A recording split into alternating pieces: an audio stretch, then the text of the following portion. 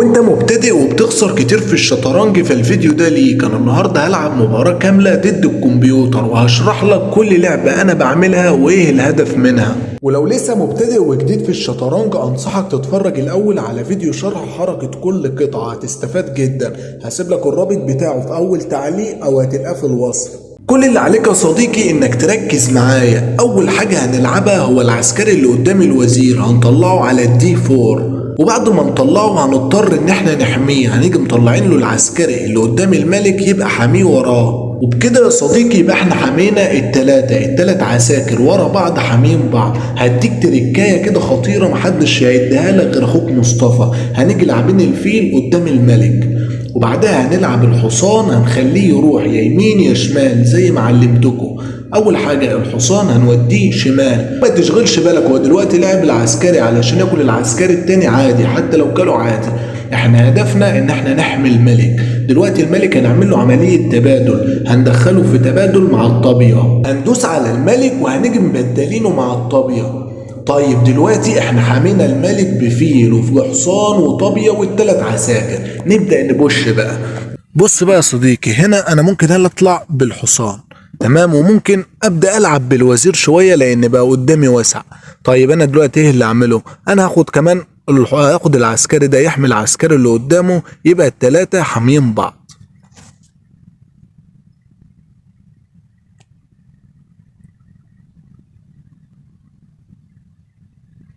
انا ليه لعبت العسكري ده؟ انا لعبت العسكري ده هنا علشان خاطر احمي الحصان، لان الحصان ده كده بقى خلاص بقى مهدد بالخطر، لان الوزير بتاعه هو قادر ان هو ياكله، مفيش اي حاجه تحمي الحصان. فانا اضطريت ان انا اطلع العسكري ده خطوتين قدام عشان يبدا يحمي الحصان. هنشوف بقى هو هيلعب ايه دلوقتي. تمام، هو دلوقتي بقى بيهدد الحصان بالعسكري بتاعه، فانا عادي مفيش مشكله، هبدا ارجعه ورا مكان موجود. طيب في الحالة دي هنبدأ بقى نغير الاتجاهات شوية، هنبدأ نبش بالعسكري، نبدأ نطلع كمان خطوة بسيطة. ليه بقى؟ ليه انا طلعت خطوة بسيطة بالعسكري ده؟ عشان عايز ابش بالعسكري ده يطلع يبش هنا على الحصان، لان الحصان لو عد واحد اتنين تلاتة وجه هنا هيجي قدام العسكري وهيموت. ففي الحالة دي هو دلوقتي عمل لك ايه؟ بص، عايز يقول لي انت هتاكل مني الحصان. طيب تعالى بقى كده، انا بالفيل بتاعك ده انا هاكل لك الفيل ده. طيب انا بقى اقول لك ايه، طالما الحصان بتاعك مزنوق خليه زي ما هو، انا مش هاكل الحصان. تعالى ناخد المضمون. دلوقتي الفيل ده انا لو كلته في حاجه حامياه؟ لا مفيش اي حاجه، يبقى نيجي واكلين الفيل ده. تمام كده فهمت؟ والحصان طالما هو مزنوق سيبه مزنوق زي ما هو، ما تقلقش. ليه؟ ادي الحصان اتاكل اهو، عادي هتاكله انت بالفيل بتاعك مفيش مشكله، كلته ما كلتوش عادي مفيش مشكله. هو دلوقتي غبي، لعب الحصان بتاعه، ضحى بحصان علشان خاطر عسكري. فكروا ان انا مشغول بالعساكر اللي هنا، خاف على العسكري ده فهحركه، وهنسى ان انت ممكن تاكل الوزير بتاعي. ففي الحالة دي هبدأ احمي الوزير، هسيب الملك زي ما هو، الملك ما بيتحركش. هحميه بايه؟ هحميه بالطابية، ناكل الوزير الحصان بتاعه. شوف هو بقى ذكي، لعب ايه؟ قال لك دلوقتي بقى طالما انت بتلعب بالحصان بتاعك، راح جايب لي الفيل. شوف هو جايب الفيل بتاعه هنا عشان ياكل الحصان. هي مش ذكاء، هو لعبها كده كضغط عليا، بحيث ان انا ابدا ارتبك وابدا احرك في الحاجات، لكن انا لا هرتبك ولا حاجه والامور عاديه. ليه؟ لان الحصان ده وراه عسكري هيبدا يحميه، فده ما فيهوش خوف. تمام، بس عادي بما انك انت بدات تبوش، فانا هفتح لك الطريق خالص وهبش لك بالحصان قدام. خلينا كل ما احنا نبش قدام كل ما نعمل ضغط على الملك. طيب دلوقتي احنا عايزين نبدا نغير الخطه بتاعتنا بقى. هنيجي عاملين ايه؟ هنيجي طالعين سنه بسيطه كده للوزير، نقول له حرك الوزير بدل ما يموت. تمام، دلوقتي هو ماشي بخطه حلوه. طب شوف الحته دي بقى، الحته دي انا ممكن اضحي طالما انا عندي عدد الطبيعات وعندي حصان وفيل اكتر منه. ففي الحاله دي يعني هو دلوقتي احنا لو حسبناهم هو عنده طبيعتين وفيل ووزير. تعال نحسب، انا عندي وزير وطبيعه، وعندي وزير وطبيعتين واتنين فيل واتنين حصان، فانا اقوى منه. في الحاله دي بقى عشان ابدا اعجز اقوى حاجه عنده زي ما انا قلت لك اقوى حاجه الوزير، نعمل ايه؟ هنجيب الوزير هنا جنب الملك، واقول له يا اما تحرك الوزير بتاعك يا اما هاكله. طبعا هو دلوقتي رجع ورا. طيب تعالى بقى نعمل حاجه حلوه قوي نبوش اكتر. هنيجي رايحين بده اهو، خليه قدام كده سنه بسيطه. ليه؟ ودلوقتي انا شكلت خطر على الفيل، تمام. وممكن ما اكلش الفيل عادي، ممكن انا اضحي بالعسكري ده، اكل عسكري عشان هو يطلع بالطابيه بتاعته. ما كلش هو الفيل، كويس. في الحالة دي بقى هنبدأ نغير الخطة بتاعتنا خالص. شفت اللعبة اللي انا لعبتها دي؟ هو غبي، انا دلوقتي طمعته، لعبت له الفيل هنا عشان اديله ايه كش كده زي ايه اللي هو حرك الوزير بتاعك عشان ما موتوش. هو استغل ان الملك بتاعي دلوقتي في كش، قال لك انا هاكل الفيل واديله كش ملك، ما يعرفش ان انا حاطط له الحصان بتاعي هنا عشان اجي نتش له الوزير على طول، وبكده يبقى انا هنا على الوزير في مقابل فيل صغير. هو ده هدفنا من اللعبة. طيب دلوقتي هو طلع كل الطابية زي ما قلنا، طلع بالطابية بتاعته كل العسكري، حلو. دلوقتي يا صديقي انا لو سبت الحصان مكانه زي ما هو كده هيشكل خطر عليا. ازاي؟ هاجي واكل الحصان بالطابية بتاعته، هياكل الحصان وهيديني كش ملك. في الحالة دي اعمل ايه؟ زي ما هو انا هطلع بس الوزير، هطلعه قدام الملك هنا، واقول له انت بقى لو راجل تعالى كل الحصان او كل العسكري، ومش هيقدر.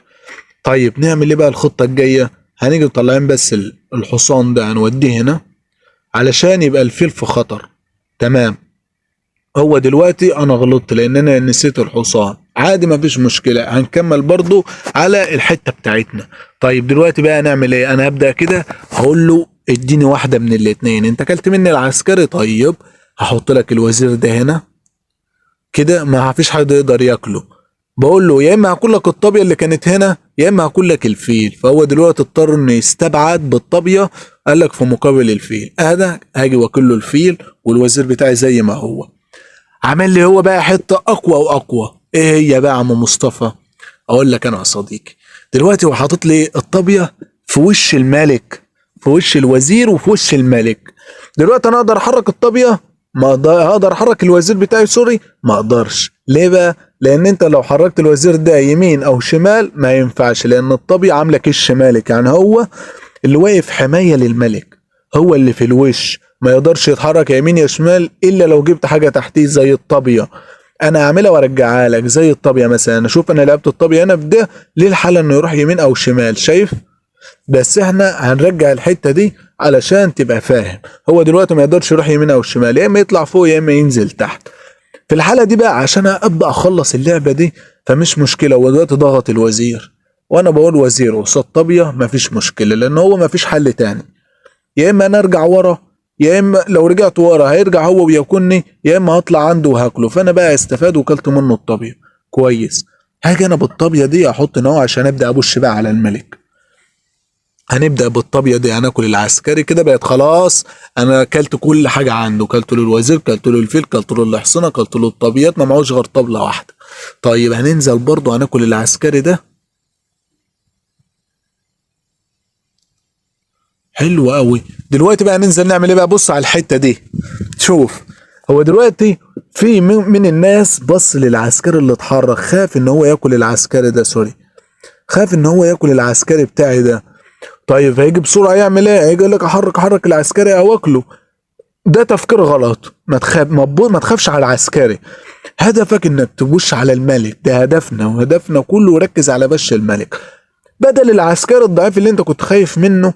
بص بقى الطابية دي لو طلعتها قدامي هنا هعمل كش للملك، فالملك مش هيقدر يمشي يمين، مش هيقدر يخش شمال، هيضطر انه يطلع قدام، لانه لو دخل يمين برضه مكشوش برضه، فلازم حاجة تحميه يا اما يغير المسار اللي واقف عليه.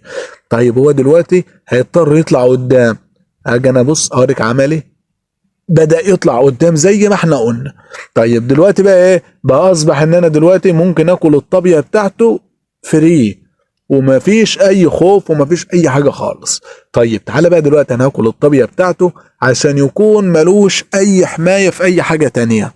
طب دلوقتي يا صديقي بعد ما كنا كل حاجة عنده عايزين نخلص الجيم بقى، عايزين نعمل كش ملك ونتعلم ازاي نعمل كش ملك ونكسب الجيم كويس قوي.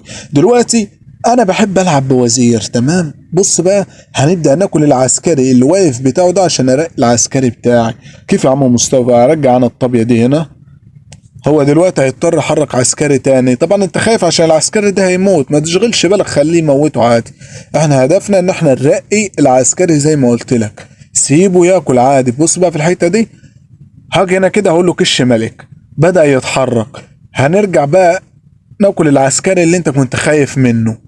العسكري برضو اتاكل بس بذكاء، بعد ما اكلت عسكري وعملت له كش ملك وبرضو اتاكل. هبدأ بقى بالعسكري بتاعي اعمل ترقية عشان اجيب وزير.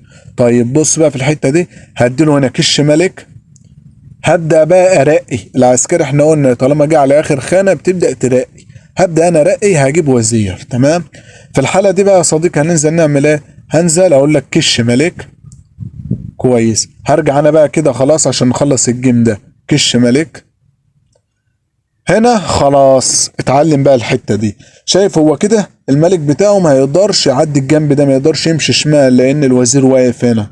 طيب انا دلوقتي هو يمشي على الجنب اللي هو فيه يا اما يمشي يمين. طيب الجنب اللي انت فيه اقول لك كش ملك بالطابية.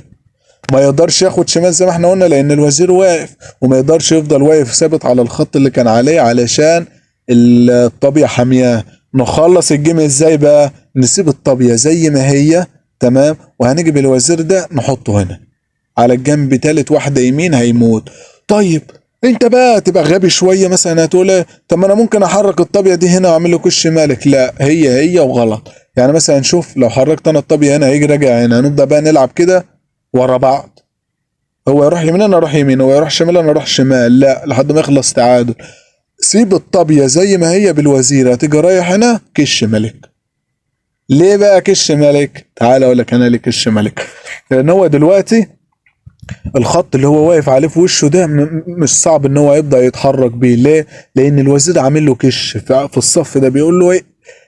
جبره انه يحرك نفسه يروح يمين او يروح شمال. انت شمال ما عندكش شمال، هيضطر يروح يمين. طب هيلعب يمين ازاي والطابية بتاعتي موجودة؟ يبقى كده في الحالة دي الملك بتاعه ملوش اي مكان انه يتحرك فيه. في الحالة دي هو مات كده، انت كسبت الجيم. اتمنى اكون عرفت اشرح لكم واوصل لكم المعلومة بشكل بسيط. انا جربت الفيديو اللي فات، انا اتكلمت عن ازاي تلعب بالعسكري، ايه هو العساكر وايه التحركات بتاعتهم، اتكلمت عن الطابية وعن الحصان والفيل، اتكلمنا عن الوزير والملك بيمشوا ازاي وتبدأ تتحرك بيهم ازاي. الفيديو ده كان هدفنا ان انا اعرفك تبدأ تلعب ازاي وتاخد خطوة خطوة. لو انت اول مرة تتفرج عليها تعمل لايك وتشترك في القناة عشان يوصلك كل جديد، واشوفكم في ملخص جديد. سلام.